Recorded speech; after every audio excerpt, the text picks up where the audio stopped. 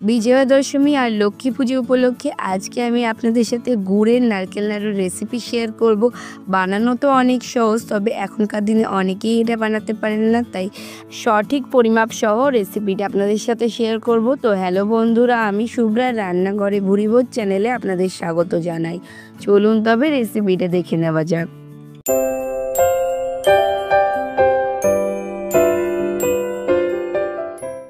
গুড়ের নারকেল নাড়ু বানানোর জন্য এখানে একটা মাঝারি সাইজের নারকেল নিয়েছি। প্রথমেই আমি নারকেলটাকে ফাটিয়ে নিয়েছি আর নারকেলের ভেতরের জলটা কিন্তু বার করে নিয়েছি। এই যে দুটো মালা নারকেল, পুরো নারকেলটাই আমি কুড়ে নেব আর পুরোটাই এখানে আমি ব্যবহার করব।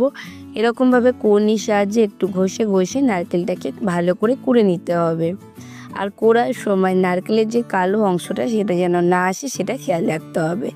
পুরো নারকেলটাই আমি এভাবে কুড়ে নিয়েছি।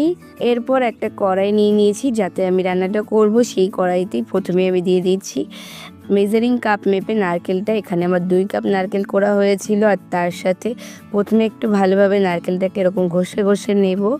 আর 2 কাপ নারকেলের জন্য এখানে আমি 1 কাপ গুড় ব্যবহার করেছি। গুড়গুলো একটু দলা দলা আছে, তো এরকমভাবে হাত দিয়ে ভেঙে ভেঙে নিতে হবে। গুড়ের পরিমাণটা ঠিক থাকলে নারকেল নাড়ুর পাকটাও কিন্তু খুব সুন্দর হয়।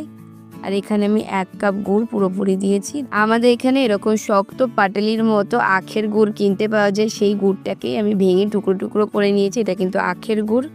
আর প্রথমেই গুড়ের টুকরোগুলোকে এরকমভাবে হাত দিয়ে একটু চেপে ভেঙে নিয়ে ভালো করে এরকমভাবে চটকে চটকে মেখে নিতে হবে নারকেলের সাথে।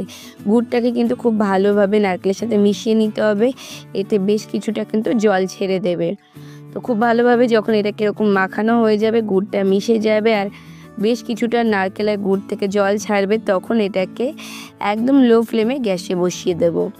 লো ফ্লেমে পুরো রান্নাটা করতে হবে।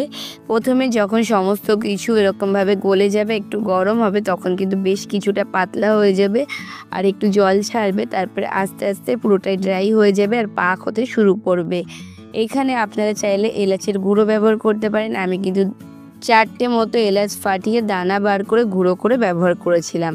তারপর যখন সমস্ত কিছু এরকম ড্রাই হয়ে যাবে, একটু মাখো মাখো হবে, মানে এরকমভাবে খুন্তি দিয়ে নাড়াতে নাড়াতে দেখবেন কোনো জল আসবে না আর একটু নারকেলের গায়ে জড়িয়ে জড়িয়ে যাবে। ঠিক এই পর্যায়ে আপনার বুঝতে পারবেন পাক আসছে। যদি না বুঝতে পারেন তাহলে হাতে অল্প পরিমাণে নিয়ে এরকমভাবে একটু দলা করে দেখবেন, খুব সুন্দরভাবে বোঝা যাবে এটা পাক আসছে। এরপর গ্যাসের ফ্লেম অফ করে দিয়ে অল্প অল্প করে একটা প্লেটে বা থালায় তুলে নিতে হবে।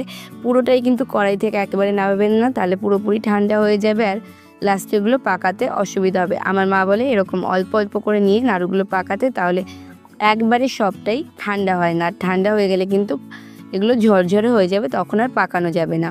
প্রথমে এরকম ভাগ ভাগ করে নিচ্ছি, একটু চেপে চেপে দলা দলা করে নিচ্ছি।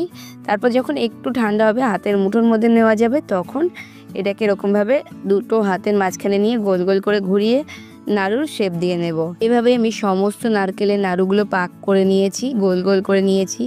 আমি মাঝারি সাইজের করেছি, আপনারা আপনাদের পছন্দ মতো করতে পারেন। মাপ ঠিক থাকলে আপনারা অনেক বেশি পরিমাণেও করে নিতে পারেন। একদম পারফেক্ট নাড়ু তৈরি হবে আর খেতেও ভীষণ ভালো হবে। ঠান্ডা হওয়ার সাথে সাথে এটা কিন্তু বেশ শক্ত হয়ে যাবে, একদম নরম থাকবে না পাক যদি ঠিকঠাক থাকে।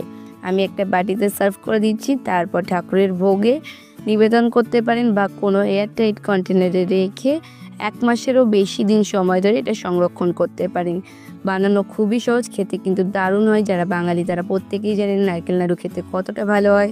তাহলে বন্ধুরা, আমার আজকের রেসিপিটা কেমন লাগলো অবশ্যই কমেন্টস করে জানাবেন। ভালো লাগলে লাইক শেয়ার করে অন্যদের দেখার সুযোগ করে দেবেন। ফেসবুক থেকে যদি আমার রেসিপিটা দেখে থাকেন অবশ্যই করে পেজটাকে ফলো করে দেবেন।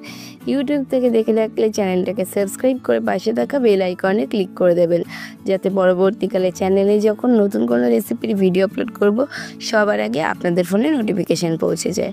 আজকে এ পর্যন্তই, আবার আসবো অন্য কোনো দিন অন্য কোনো রেসিপি নিয়ে। ততক্ষণ ভালো থাকবেন, সুস্থ থাকবেন।